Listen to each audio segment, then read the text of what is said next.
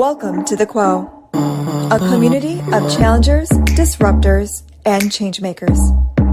I'm your host, Payal Patel. Join me as I dive into stories at the intersection of gender, race, and social and economic issues.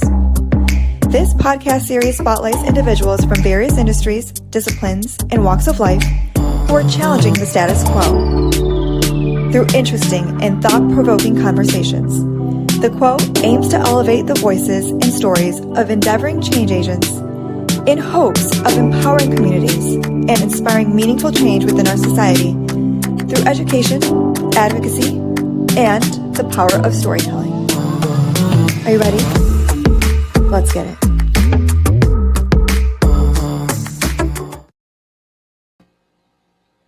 Hey cohort, it's Women's Health Month, and if you've been following recent headlines, you know there's a lot of talk around women's health right now, especially reproductive health, access, and care.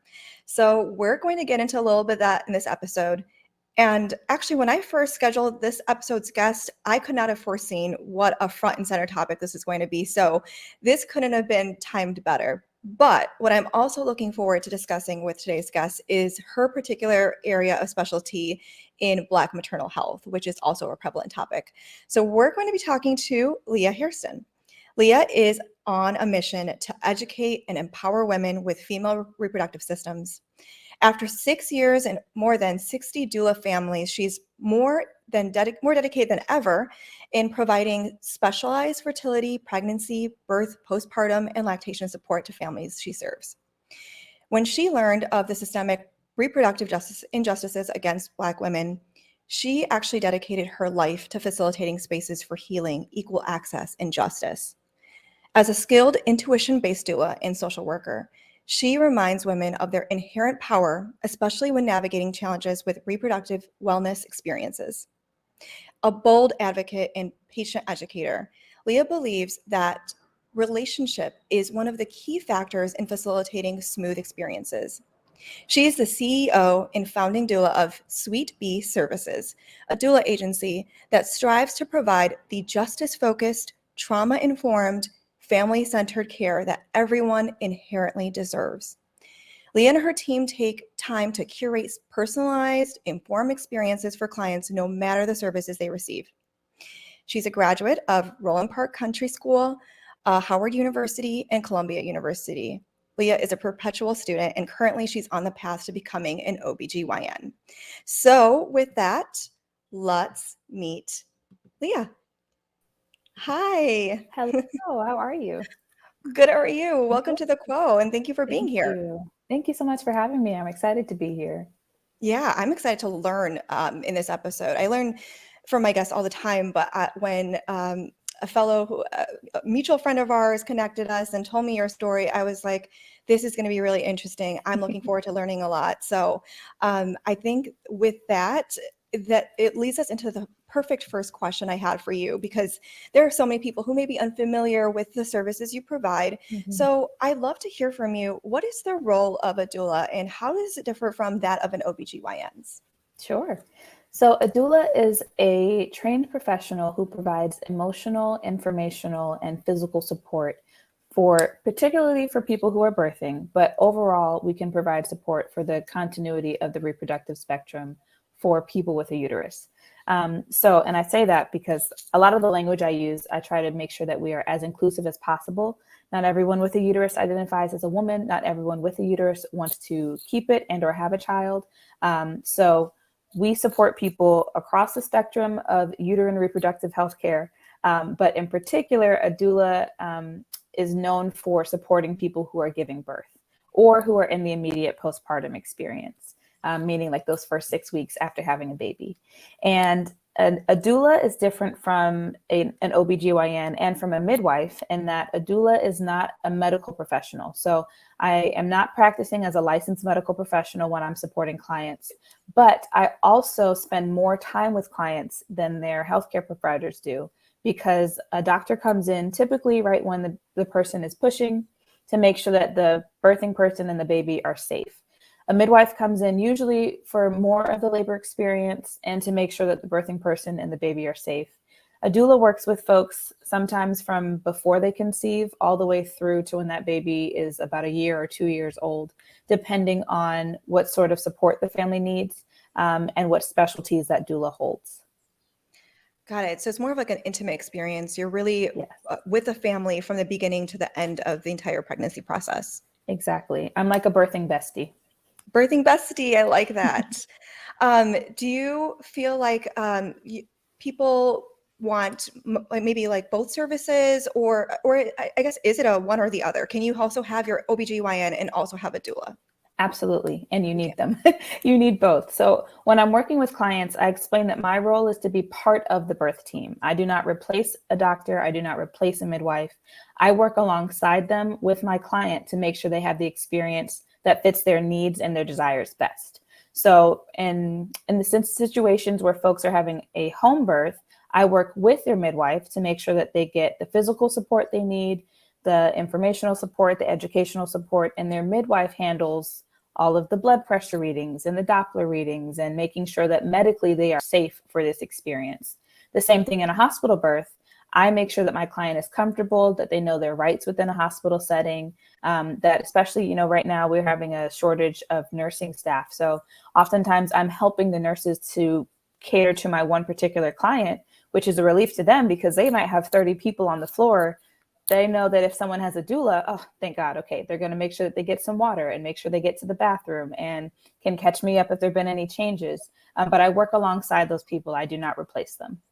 Okay, good to know. Thanks for clearing that up. I think I was thinking of like, okay, there's also the role of a midwife that is incorporated into the process. And I think that in my mind, I was like, oh, maybe you do both. But good to know. Not a healthcare professional, No.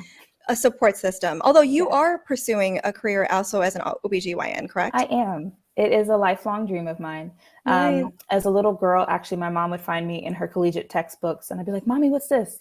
It was always somebody giving birth or something that had to do with breastfeeding or something around uterine well-being.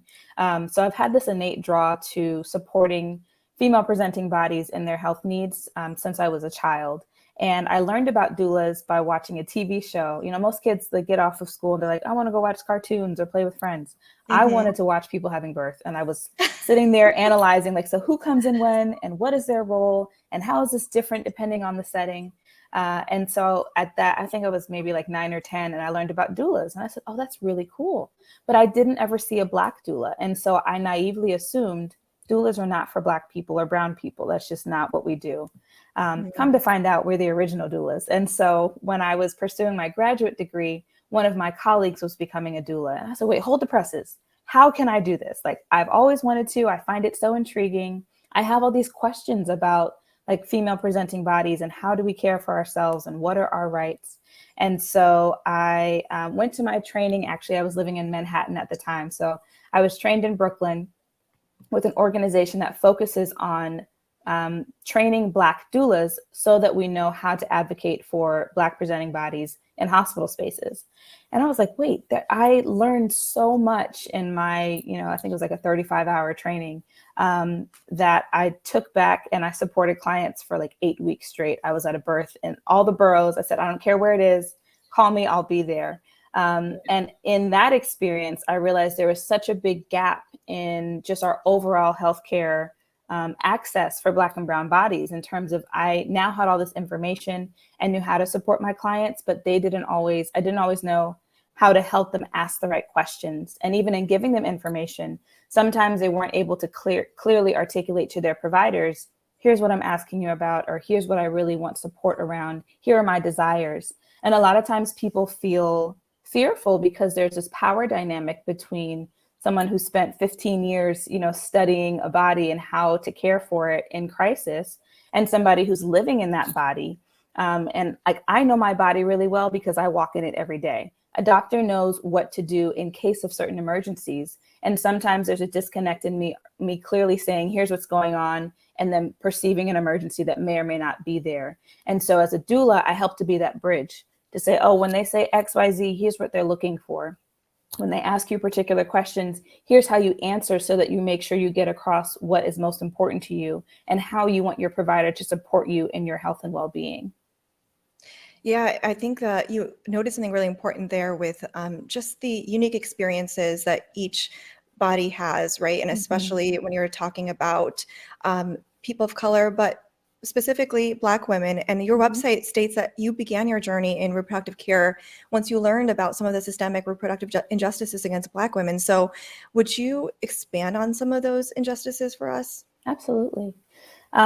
So unfortunately, this statistic has not changed in the last 6 years that I've been a doula, but Black women in the United States of America are 3 to 4 times more likely to die of childbirth-related complications. Um, and I want to clarify that it's not because we are any less healthy than any other demographic, but because of the way that racism has infiltrated every aspect of life in this country, in particular the healthcare system, and in particular women's bodies. So if you compile, like, being Black and being a woman, you're kind of at the bottom of the totem pole socially. And so when I found out that we were at a greater risk of dying and or healthcare complications, and that our children were at a greater risk of dying, it didn't sit well with me. One, it's a very, as a Black woman, I was like, well, I want to have children, and I come from a Black woman, and my mom had 4 of us. And just the thought that at any point in time she could have potentially died from giving birth seemed counterintuitive to me. I was like, well, Yeah. you're welcoming new life. Why is that so dangerous? And so I did a lot of research to figure out what exactly it was that is contributing. And thankfully, there's a lot more research in the field today to help us understand the implications of racism and genetic trauma in some of what takes place, but also helping people to be able to clearly say, this is what's going on in my body. I need my providers to listen, and here's the support I need. Because many times, like I said, it's not because we're any less healthy, but pregnancy and birth is a very dangerous experience sometimes. And so if somebody is developing, let's say, a clot in their leg, and they say, I'm feeling pain, but they don't know to say, I have an embolism and I need XYZ, medication or intervention. So they're just going to walk around with that pain in their leg. Maybe they're fearful of going back to the doctor. Maybe they're pushing it off, because many times women of color, we ignore our healthcare needs until the very last second. And sometimes somebody is advocating and is saying, no, something is wrong. We're at the hospital. Please help us. And the way that our system works, there's just a lot of strain on the system, and people fall through the cracks more often than they should.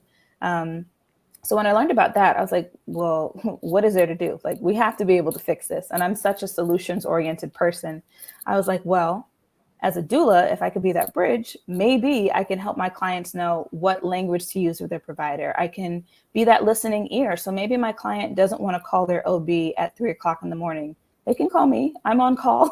You can let me know what's going on. How are you feeling? Sometimes it's more of an emotional support need or a mental health need. Like, we're in Mental Health Awareness Month. And so sometimes it is a matter of life or death, because it has to do with postpartum depression or postpartum psychosis or any other perinatal and postpartum mood disorder. And so just having somebody who's by your side, who knows you intimately. I know when my clients are rolling their eyes because they're in pain, or they're rolling their eyes because they're annoyed, or if they, are keeping their comments short because of a staff member being in the room. And once that person leaves, they say, hey, what's really going on? And then they open up, and then I can help them say, okay, well, here's how we can help to bring language to what it is you want to convey in a way that you're going to be heard, so that your desires are going to be met. Wow. You mentioned that women of color often have a hard time doing exactly what you just said, conveying what their needs are, asking the questions. Why do you think that is? I think it has to do with cultural context. I'm a Black Latina, and so I know that there are situations where people will see me a certain way and assume certain things about me. And I'm a pretty also outgoing person, so I've been like, it's fine, you're gonna get what you get. But that's not something that everybody is comfortable doing. And oftentimes it could be that people see me a certain way and will never even hear what it is I have to say, because of the prejudices that come with how they have perceived me. So many times for my clients, and I let people know, the statistic of about 3 to 4 times more likely to experience complications has nothing to do with socioeconomic status or educational background. And oftentimes for those of us who have more academic achievement or are in a different economic bracket, a higher one, the risk is greater because our exposure to stressors and environments that are not sustainable to our well-being is greater. So that's another part of the puzzle. But oftentimes it's a perception and a prejudice perception that holds people back. Sometimes it's a self-perception of like, well, they're not going to listen to me anyway, so why would I say something? Other times it could be that, like I said, we diminish our needs. And so I'm often working with clients to say, what do you want? What's most important to you? How do you want to experience this? So often they could be, very high achieving, very successful people, but never have a space to figure out what's most important to me and to have their voice elevated. And so I let my clients know, as your advocate, my job is to amplify your voice. I do not replace your voice, but I want to make sure that when we walk into a space, I am experienced, I'm not heard or necessarily seen, because you should be the person at the front of what's going on. Yeah, and I think that you kind of centering those voices probably also helps with, the empowerment element, right? Like empowering these women to, or people identifying as women to feel like, okay, I'm in control of my birthing process, my pregnancy. Another question I had for you was, what do you think we need to see happen in order to close some of the gaps and disparities, especially as it relates to Black maternal mortality? How much time do we have? It's a loaded question, isn't it? Can we restart the whole system? But honestly, even in medical textbooks today, a lot of, I should clarify this, the study of gynecology in many ways is attributed to J. Marion Sims, who was a doctor who experimented on 5 Black enslaved women to determine how to care for a uterus and how to do certain surgical procedures. And in doing this work, part of my my desire to bring reproductive justice is to honor those 5 women and all that they contributed to the study of the uterus and the female reproductive system, because they were experimented upon, almost like a Frankenstein experiment. And so because of the way that they were experimented upon and the time frame in which they were experimented upon, the language that was used to describe how Black and brown people experience pain, how how the body is created and functions, does not give us a human experience. And so when that's the foundation of the study of gynecology, and then you train people to become doctors who focus on gynecology, and their foundational text does not attribute humanity to people of color, you're going to inherently have issues. So when people are like, well, the system is racist, like, yes, the system is racist, not the doctors. I don't blame doctors. I don't necessarily blame nurses or like any person working within the system, because in my opinion, following the system the whole time, right? It's how it's supposed to function. So don't be mad at the system, change it. So make sure people have providers who are working, actively working to destroy their biases and their prejudices. Make sure you have doctors and healthcare providers who are using language that is inclusive of all bodies, because everybody has a different experience. Making sure that we're providing trauma-informed care for people is crucial. The number of people who experience trauma related to sexual experiences is astronomical. So then when you ask somebody to go into a birthing environment where they have no control, where they're not able to, to choose a position that they like, they are not really sure what these medications are that are being pumped into their bodies, and all of a sudden hands are being poked and prodded all around them or inserted into their bodies, that's a very re-traumatizing experience. How can we instead create a more empowered, a more kind experience in a healthcare provider's office? Ask them to please tell you everything they're going to do. Ask them to get your consent before they touch you. It's as simple as saying, hi, my name is such and such. This is my role. Is it okay if I put my hands on your XYZ, on your leg, on your foot, whatever it might be? But that might seem like it takes an extra 30 seconds, but you never know the difference that those 30 seconds will make to a client or a patient, because then they say, oh, you see me as a human being. You don't just see me as a body on a table. Yeah, so and I those feel are like that makes all the difference. It really does. does. Yeah, as a patient, I can also attest to that, because I've actually changed OBGYNs many times because I just like, I don't know. And I couldn't even put a finger on why it was uncomfortable experience after uncomfortable experience. Mm-hmm. And then I finally found one, and I'm going to stick to her for as long as Yes. she's practicing. Yay. And she makes it a point, like every single time she's actually guiding me through it, Mm-hmm. because I think that, first of all, our appointments and what we have to do as a part of it is already uncomfortable to begin with, Yes. right? It's so Like invasive. it's very invasive, right? So I'm like sitting there, and I have such high anxiety even when I go see any sort of doctor, but this is like elevated. And so it's really nice that she always makes it a point to like say like, hey, so I'm going to do this. Can I touch you here? And I'm like, yes, like this. So there, you're right. There is something to that, to, you know, just offer that little bit of, you know, like personalized touch of asking those questions. And that goes into relationship, because, you know, I don't necessarily get to build a relationship with my OB. I go see them, or my GYN. I go see her like maybe once a year, you know, go get my pap smear, get all my examinations. And then unless something is wrong, I'm not really there very often. But you're asking me to see this person once a year, have them put their hands literally inside of me, all over me, and then be like, all right, that's great. I don't know what you did. I don't know what this test means. I don't know what you just like smeared across me. That's really disheartening. And then even in pregnancy, you know, appointments are no longer just because you're pregnant. So during a pregnancy, someone's appointment may only be 15 minutes. And so if we add on top of that, you know, the white coat syndrome we experience of like, well, what do I say to the doctor? And can I even ask them to tell me what they're doing?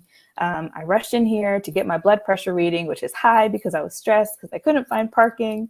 And now you want to do all these things. And pregnant people are like, and I'm gaining weight. And it's so much happening. Yeah. I'm like, well, let's take a breath first. Let's say, hey, can you give me 5 minutes and then take my blood pressure reading? Because I've been really stressed today. You know, that is one way to also create a more welcoming environment. And to just like, I think it just really comes down to recognizing that people are humans before anything else. And so they have I'm like, it's pretty much a basic human right that you are a human being. You have a name, you have the lived experience. And you, honestly, I tell my clients, like, you have the power. You don't have to go see a doctor you don't want to. Like, I'm so glad you switched OBs. You're like, yeah, this is not working. I need to find someone else. A lot of people don't know you can do that. They assume like, well, I have insurance or I don't have insurance, so this is my, you know, limitation.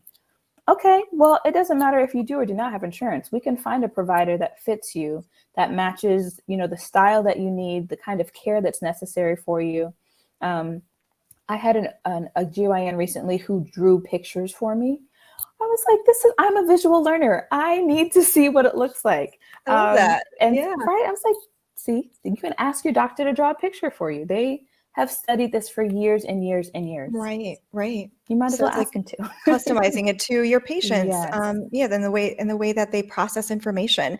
I feel the same way about therapy. So like I've switched therapists many times, right? And as you should. I know people who are like, I tried therapy once, I hated it. And I was like, did you try someone else? Because I think that oftentimes it's about your relationship with your provider, your healthcare provider, right? Like there are some that you're just going to connect really well with. And I think you got to give it that chance. You got to go find the right fit for you. Exactly. Yeah. So I feel like I make that same kind of effort now. I didn't early on because I think, when I first like started independently, that my mom picked my pediatricians and all that, right? So like I was with who I was with, but then like as I got older, I did the same thing. I'm like, okay, who's in my insurance network? And all right, I guess I'm stuck with this person and I'm not happy with this experience. But it's you absolutely should try to move around and see what works best for you. Yes, for sure. I'm like, you pay for your insurance or your job, but somebody pays for your insurance. You should have an experience that you enjoy. Yeah, and I would imagine you're paying a lot because our insurance system is also broken. Let me and we can get into that too. Like that would take forever to talk about as well. So much that we need to revamp and redo or whatnot. But I do want to ask you, so as a doula, how do you go about facilitating that space that you're talking about for healing, for equity, and for the reproductive justice that you're hoping to see? Partially, it comes down to my perspective and my lenses. So I am a social worker at heart. I am always going to be fighting for justice no matter where I am and what I'm doing. And my heart is for equity. So I like to clarify that equity and equality are not the same thing. We don't all start from the same place, so we don't all need the same kind of resources. I have some clients who have very limited financial resources or, language resources in this country. And so the type of, care that they're going to need to receive is very different than a client who may have grown up here and has unlimited financial resources. Now, I, as the, doula, do not change who I am and what I'm providing to them. I cater it to what they need. And so that's honestly how I see my role, is that with my lens of like a trauma-informed lens, with a family-centered lens, with a social justice lens, I am always working to make sure that I am honoring the history of the 5 women who really are the contributors to the study of gynecology, that I'm understanding that for my clients, because 99% of my mamas are Black and 100% of my babies are Black, it means that my clients are coming to me from a place of fear. Like, I don't know if I'm going to make it out alive and or whole. And so that's what I want to do. And I'm like, well, great. That's the bare minimum. And I have to help reframe with clients. You're going to leave alive. That should happen regardless. How that happens might change. So maybe you need more emotional support. Maybe you need more physical support in the home. Maybe you need more, education on the back end. So you know how to advocate for yourself. You know how to determine, this is my birth goal, is, to be in water for early labor and active labor, and then to move to a bed, or to go to the hospital, whatever might be the case. So that they're familiar with the language that's used in the birth world. They're familiar with the language that's used in the medicalized or the hospitalized birth world, and that they can say, I hear you, here's what I'm going to do, and here's how I need you to support me, as opposed to being, at the will and mercy of a policy or procedure that may not understand them and their needs. Mm-hmm. And have you noticed that when these things are done, I know you said that the statistic around Black maternal mortality has not changed since you've been practicing as a doula, but when these things are done, are you seeing improvements and strides towards bringing that stat down? Absolutely. The statistic is nationwide. I'm grateful to say that at this point in time, I have never lost a client or a baby. Now, have we had NICU experiences? Yes. Some of those things are totally out of our control. Right. Yeah, like that happens. But when a person, and it goes back to being basic decency of human beings, but when a person feels seen and heard, they feel confident enough to say, I don't want to do that. I want to talk to my partner and we're going to take 5 minutes. They don't feel the physical anxiety rush of, we have to make a decision now, and this is what the doctor said, so I just have to go with it, and that's not really what I want, but how am I going to tell them I don't want that? Instead, they give me a call. And a lot of my moms actually have markers for high-risk pregnancies. And so that means that they're either carrying multiples, they may have markers for gestational diabetes or preeclampsia, a version of high blood pressure, any number of things. It could be over 40, over 35. People are like, you can't have a baby over 35. I have very healthy moms in their 40s. Like, I'm not even worried about that. Thank you for clearing that statistic up. And I hope that my parents are listening to that too. It's like, we're good. All of us in our 30s and 40s, we're fine. We can still have I was thinking people keep saying like, oh, you only have until 35. Like, as if like the second you turn 35, it's just not possible for you anymore. Like, snap of a finger. Right. Like, there are genetic reasons why, and I get that. And I tell everybody, like, if you are considering ever having children, get your hormone levels checked, because that will help you to determine like, oh, okay, maybe I have more eggs, I need to go get frozen, any number of things. We can talk about it. But my clients are all happy and healthy. And when they have the space to say, hey, Leah, I just left the doctor's office, they said my blood pressure readings are high, that's where I can be that voice of reason. Like, okay, well, remember your last, 10 readings from the last 5 days? Did you bring those up to them? Oh, yeah, I did bring them up, and they were all in the normal range. I said, great. So what else did the doctor say? Well, they really want me to go down to the hospital to get checked in. I'm like, okay, well, do you want to ask them like why they want you to be checked in? Can you have them explain it to you? I can do that. Yes, you can. You can have them explain. You don't have to go. Now, this is not me saying, because I'm not a medical professional, I'm not telling my clients not to go to the hospital. All I'm saying is make sure you exercise your right to understand why they are giving you certain medical advice. Take the space to figure out what you'd like to do with it, and then make an informed decision. Maybe you are having a spike and you are on the way to having preeclampsia and you need to go to the hospital now. But with my clients, we've been tracking these things along the way. So we're taking an eye at what they're eating, how often they're eating, what are they drinking? Are they drinking enough water? Are they stressed because they have 3 kids who are in school and the summer is about to come and they don't know what they're going to do for daycare? Are they stressed because they just fought with their partner and now their mother-in-law is moving in and that was totally not in the plan? Or are they truly stressed because their blood pressure is high from traffic? Like, there are a number, and I'm a social worker, so I'm going to ask you about all these other things because those are contributing factors to why your number is now, 145 over 90, when yesterday at the same time it was 120 over 60, So Right. being able to help clients think through, here's the advice they've given, here's what I actually feel about it, what I want to do about it, and here's the decision I've made, returns the power to them and allows them to say, well, because I'm in control, I can do da-da-da-da-da, and I feel confident in this decision. Oftentimes they're like, I agree with the doctor and I want to move forward. I'm like, perfect, let's Right. do that. Yeah, but at I'm least not you trying made to an sway you informed away. decision. Exactly. Yeah, you made an informed decision. No, that's for sure. And I forgot about your social worker background. What a great integration, and it's like a perfect marriage of your backgrounds to, be able to do this and offer the kind of services you do. So that's awesome. I love that. At what stage of the process does a doula enter? So if someone's like looking to seek your services, can they start consulting with you when they're trying to get pregnant? And when do you start that support system? I am a full spectrum doula, which means I support people from preconception through menopause. There are some of us who are solely birth doulas, solely postpartum doulas. There are some people who focus on abortion, some people who focus on bereavement support for those who've experienced a loss. So my training allowed me to do any of that in between, which is why I talk to clients. Some clients are like, hey, I'm trying to conceive. I'm like, great. I want you to see a pelvic floor physical therapist. I would love for you to go get your numbers checked. Let's go see a reproductive endocrinologist. Like, let's get the medical support you need, and I will provide the holistic support that's necessary to marry the two to help you reach your goal. For clients who are pregnant, most people contact me in their first trimester because I do book pretty quickly. So, which is why I now have a team. I was like, you know what? I know some phenomenal people. I'm also a doula instructor and mentor. And so I was like, I've trained some really great people and I would trust them to catch my own babies. Let me go on and bring them onto my team so we can support more people. Because I believe everybody deserves a doula. And I say every and body as 2 separate words. So every body, every physical human body deserves a doula. I'm not the doula for everybody, and that's okay. But I do know a doula for somebody who wants one. Oh, I like that. Yeah, a doula for every body. Yes. Nice.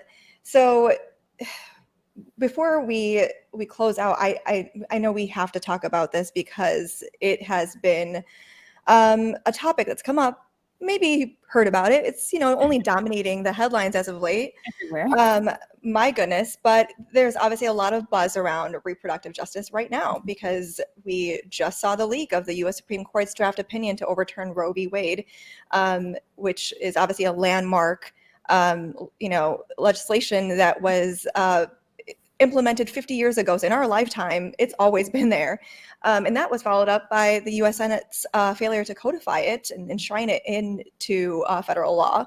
So obviously there's a lot of talk about that right now and how it's likely the beginning of just a domino effect of what we could possibly be looking at in terms of additional bans, in terms of bans to contraceptives and other reproductive health clinics potentially being shut down, and especially in states that were already in jeopardy before all of this unfolded. So I want to ask you, someone who's so intimately involved in this, and I heard you when you mentioned that you even provide care during an abortion process. So what implications do you foresee coming out of this potential overturn and subsequent bans, and specifically for Black women? Well, I know it's a lot. It's a lot. So let me gather my emotions. Yes. It breaks my heart because, like I mentioned earlier, that totem pole, like we're already, in terms of access to care, it's already more difficult for us. In terms of, I should say access to healthcare overall. So not just reproductive healthcare, but like overall healthcare, we're not receiving the care that would allow us to care for our bodies in the best ways possible. And so then adding the ban of abortions, adding the ban of, in some places, Plan B and condoms. I'm like, oh, friends, this is not a solution for anybody's desire. I don't know, whichever way people sway politically. Let me clarify this all by saying, banning legal abortions, as we've seen in the news, is only going to lead to more illegal abortions, which is going to lead to the same kind of complications, healthcare complications that we saw 50 plus years ago. Abortions are older than the United States of America. So if people want to find a way, they will find a way. But finding a way is not going to be the most medically safe. And in most instances, when my clients need an abortion, it's because their life is on the line. It's because there's an ectopic pregnancy and that person's uterus or fallopian tube is going to rupture and they will die. They could bleed out in a matter of minutes. Or it's because, that baby is going to have a quality of life that the family has decided we don't want to cause this kind of pain to our little one. And so we're going to make this decision. It is never an easy decision. And it is never something, honestly, that's anyone else's business, in my opinion. It's a very personal choice, the same way that it is a personal choice to have a baby and to be responsible for raising that little person or giving that child up for adoption if that's not something that someone can do. But for folks who are like, well, just give the baby up for adoption, it's never just. There is never just. You are asking somebody to carry life for possibly 40 weeks, leading to all sorts of physical health complications. And then the emotional strain of now this child is somewhere, they have carried this child, and our adoption and foster care systems are no stronger and able to support, a potential influx. So it's a multi-layered concern, in my opinion.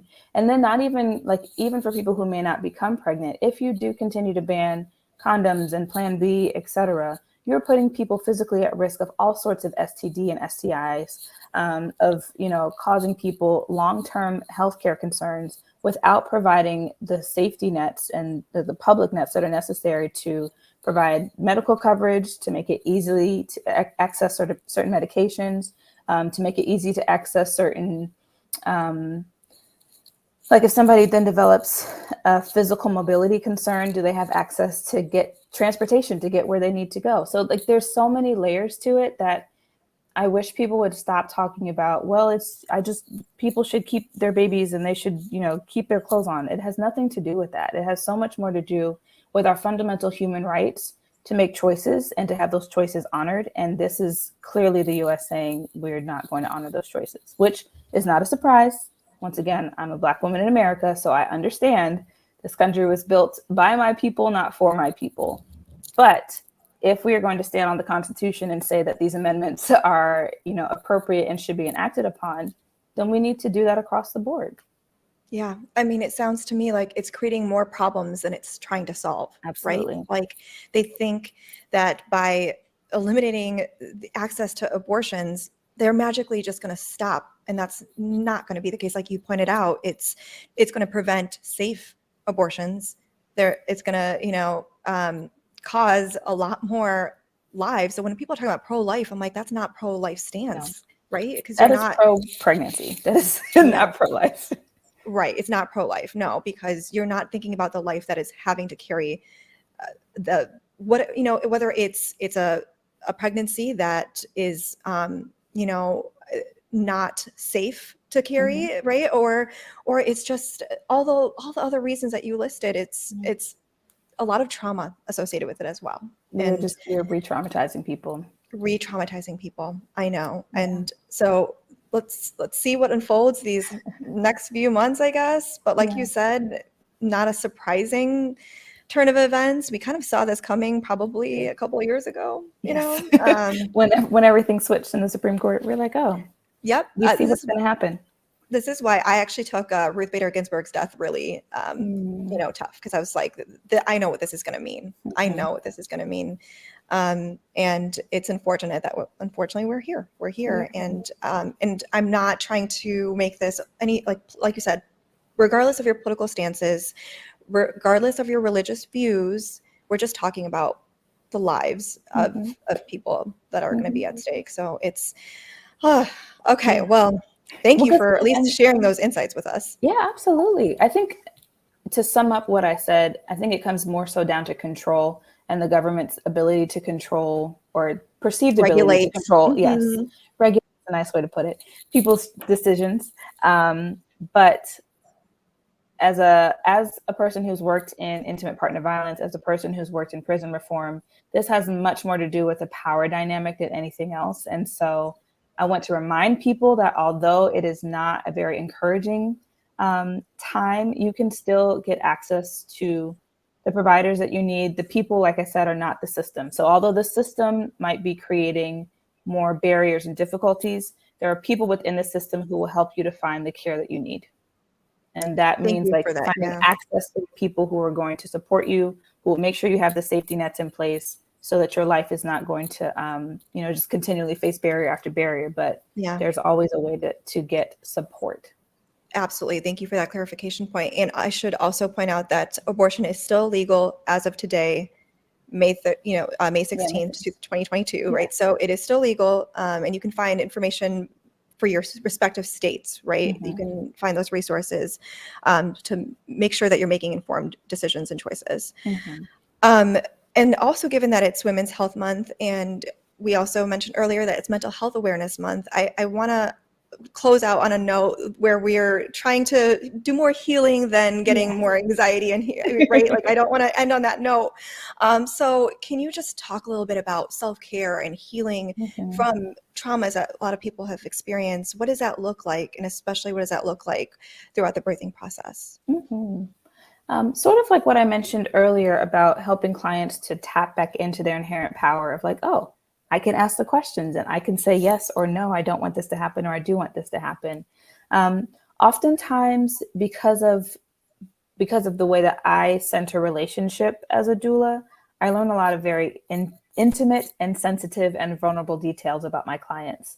And I see that as a badge of honor. I don't go in like, I want to learn all about you. But as we build rapport and trust, they are willing to share things that sometimes they wouldn't share with a partner or with their own mother, or, things that are triggered for them in the birthing experience, particularly for clients who have experienced loss before, and seeing blood can trigger that anxiety of like, am I losing the baby? Is something wrong with my body?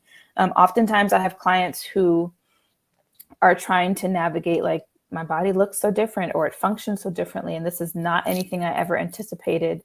And so being able to say like, I hear you. I am here with you. Like, I think you're phenomenal, but I want you to think you're phenomenal. And so working with clients on positive affirmations, I'm actually coming out with an affirmation coloring book soon, because Cool. I love to color. It helps my anxiety. But I also encourage my clients to create affirmations before their birth experience and for their postpartum experience.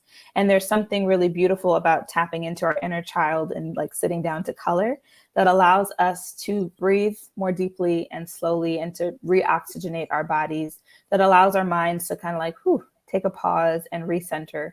But I also I do a lot of breath work with clients. I do affirmations. I also help my clients to talk to their partners. So my partnered clients, a lot of times the male presenting partner has a lot of anxiety and the female presenting partner has a lot of anxiety, and they're like, oh, kind of at odds. And so sometimes I'm like, what's going on, guys? How are we feeling? And that simple question will bring out so much. And they realize, oh, we have the same concerns on on either end of the spectrum. We just haven't found the words to communicate them to one another. And so being able to once again be that bridge of like, hey, come meet me in the middle. Then they can move forward together and realize we're in this together. We are a team. We want the same things. I don't want you to die. I don't want me to die. We're not going to die. We're going to make it through this and we're going to be okay. So what you're saying is that you're also a little bit of a therapist. A little bit. I do come from marriage counselors, so that kind of helps. There you go. Not every doula does that. Yeah. But that's a part of my background and my upbringing. So my clients get all of me. And in that, I see them walking in wholeness. I see them, triumphantly parenting and making it through loss and making it through all sorts of physical difficulties that are associated with their pregnancy. And now they're like, thriving with 3 and 4 and 5-year-olds. Like, wow, I did that. I'm really good. And they'll send me video clips. I'm like, oh, all my babies are so big. Oh, that's got to be so fun to see, It like is. over It's very rewarding. years. Yeah. Oh, that's wonderful. For those who want to just know and learn more about your services, where can they find you? How can they get more information? Yeah, I am online on platforms. So you can follow me at www.sweetbeedoula.com.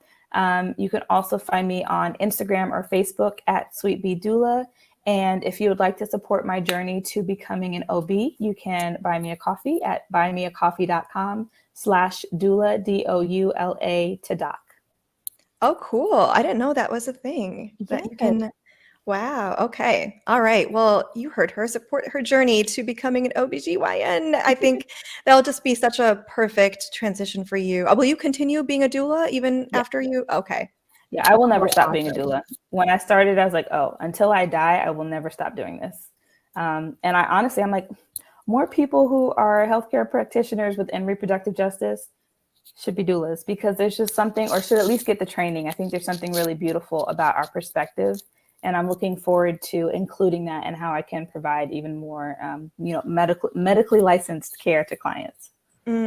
Oh, that's amazing. Well, I know I think I speak for everyone listening and tuning in right now when I wish you success and Thank, the best of luck on your journey, and can't wait to see all of that unfold for you. So, thank you so much. yeah, and thank you for spending time with us Oh, today yeah, and talking us through a very important and unique topic. So, appreciate all of your insights and can't wait to see the rest of your journey unfold. I appreciate you so much. Thank you. No problem. Thanks again. Hey, it's me again. Thank you so much for tuning in. If you enjoyed this episode, and I really hope you did, please subscribe to the show on your favorite streaming service so that you're notified when new episodes are posted. Also, be sure to follow The Quo on social media at The Quo Media across all platforms for the latest and greatest. Thanks again for joining, supporting, and uplifting the Quo community, or as I like to call it, our cohort. Catch you next time.